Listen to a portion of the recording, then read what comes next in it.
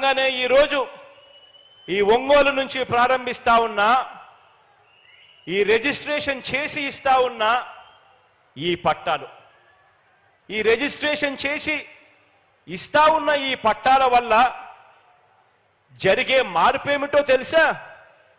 నా అక్క చెల్లెమ్మలకు రిజిస్ట్రేషన్ చేసి ఈ పట్టాలు ఇస్తా ఉన్నాం.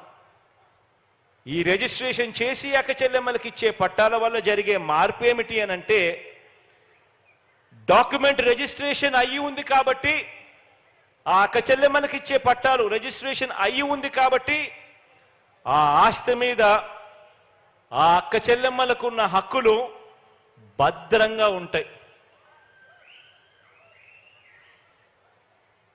ఇక దొంగ సర్టిఫికెట్లు సృష్టించే వీలుండదు.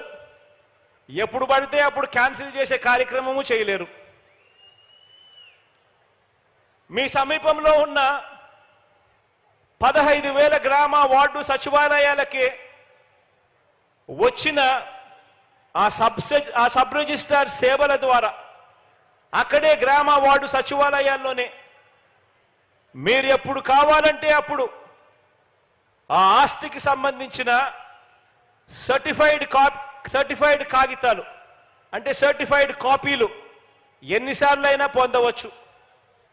అందులో హక్కుదారు మీరే అన్నది శాశ్వతంగా భద్రంగా రిజిస్ట్రేషన్ డిపార్ట్మెంట్లో శాశ్వతంగా ఉంటుంది. మన సచివాలయాలలో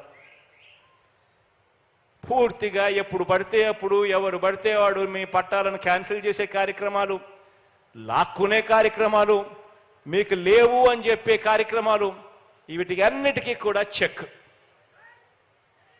సరిహద్దులన్నీ కూడా పూర్తిగా నిర్ణయించి సరిహద్దు రాళ్ళు పాతి మీ స్థలం ఇది అని చెప్పి హక్కుదారులైన అక్క చెల్లెమ్మలకు ఆ స్థలంలో నిలబెట్టి ఆ స్థలంలో అక్క చెల్లెమ్మలకు ఫోటో తీసి జియో ట్యాగింగ్ చేసి ఆ అక్క చెల్లెమ్మలకు ఆ పట్టాలు ఇస్తా ఉన్నాము. కాబట్టి ఇక ఎవ్వరూ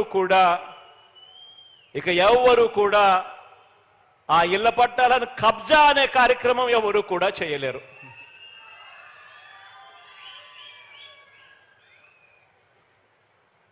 పది సంవత్సరాలు కాగానే ఇవాళ ఇచ్చే అక్క చెల్లెమ్మలకు ఇచ్చే ఈ రిజిస్ట్రేషన్ చేసి ఇస్తా ఉన్న ఈ పట్టాలు 10 సంవత్సరాలు కాగానే ఆటోమేటిక్గా అక్క చెల్లెమ్మలకు అమ్ముకునేందుకు, ఎవరికైనా వారసత్వంగా ఇచ్చేందుకు, లేకపోతే గిఫ్ట్గా అక్క చెల్లెమ్మలు ఎవరికైనా ఇచ్చేందుకు పట్టా భూములు ఉన్న వారికి సమంగా మిగతా హక్కులన్నీ కూడా ఈ పట్టాలు పొందిన పేదలకు కూడా అవే హక్కులే లభిస్తాయి. 10 సంవత్సరాల తర్వాత ఏ తేదీ నుంచి సర్వ హక్కులు లభిస్తాయో తేదీతో సహా స్పష్టంగా కూడా మీకు ఇచ్చే రిజిస్ట్రేషన్ డాక్యుమెంట్లో పేర్కొనుంది. డి పట్టా భూమిని రిజిస్ట్రేషన్ భూమిగా మార్చేందుకు 10 సంవత్సరాల తర్వాత మళ్ళీ ఎన్ఓసి కావాలి అని చెప్పి ప్రభుత్వ కార్యాలయాల చుట్టూ తిరగాల్సిన అవసరం లేదు. ఆటోమేటికలీ ఇవన్నీ కూడా జరిగిపోతాయి. అంతేకాదు, రిజిస్ట్రేషన్ డాక్యుమెంట్ మీ చేతుల్లో ఉంది కాబట్టి బ్యాంకు రుణాలు కూడా ఎవరికి కావాలన్నా కూడా సులభంగా తక్కువ వడ్డీకే ఆ అక్క చెల్లెమ్మలకి ఇచ్చే కార్యక్రమం కూడా జరుగుతుంది. ఇవన్నీ నేను ఆలోచన చేయమని చెప్పి అడుగుతా ఉన్నా.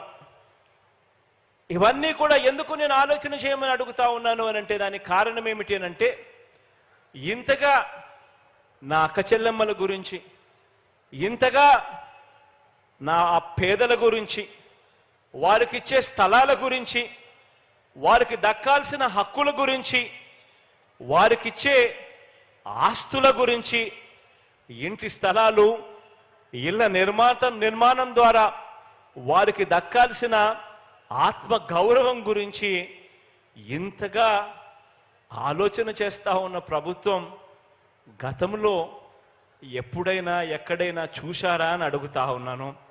ఆలోచన చేయమని అడుగుతా ఉన్నా. కారణం ఏమిటి అని అంటే, ఆ అక్క చెల్లెమ్మలకు ఒక మంచి అన్నగా, ఆ అక్క చెల్లెమ్మలకు ఒక మంచి తమ్ముడిగా ఈరోజు ఈ ముఖ్యమంత్రి స్థానంలో వాళ్ళ బిడ్డ ఉన్నాడు కాబట్టే ఇవన్నీ కూడా జరుగుతూ ఉన్నాయి అన్నది